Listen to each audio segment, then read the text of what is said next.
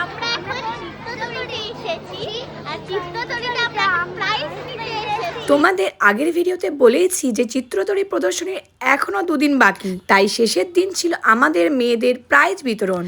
তাই মেয়ের প্রাইজ নিতে চলে গেলাম আবারও কাটোয়া কাশেশ্বরী স্কুলের মাঠে। আমার মেয়ের ছিল প্রদর্শনীতে অংশগ্রহণ করা এই প্রথম, সেই মতো আগে কোনো অভিজ্ঞতা আমার এই বিষয়ে ছিল না। প্রথমবারের অভিজ্ঞতা থেকে আমি একটাই কথা বলবো যে স্যাররা যেভাবে এই অনুষ্ঠানটি আয়োজন করেছেন তাতে আমরা ভীষণভাবে আপ্লুত। স্টুডেন্টদের হাতের কাজ নিয়ে কোনো কথা হবে না। সত্যি বলতে ভিডিও করতে করতে হঠাৎ আমি এই ছবিটা দেখে দাঁড়িয়ে পড়লাম। প্রচুর সুন্দর সুন্দর ছবি দেখালাম এবং দেখলাম, তারপরে তো আমাদের খিদে পেয়ে গেছে। অনেক কিছু খাওয়ার পর আমরা চলে আসলাম ম্যাজিক শো দেখতে। ম্যাজিক শোটা দেখে আমি তো আমার ছোটবেলায় ফিরে গেছিলাম। বাচ্চাদের সঙ্গে বাচ্চাদের মায়েরাও ভীষণভাবে আনন্দ করেছে এই ম্যাজিক শো দেখে। আবার রইলাম 1 বছরের অপেক্ষা, আশা করছি আনন্দটা দ্বিগুণ হবে।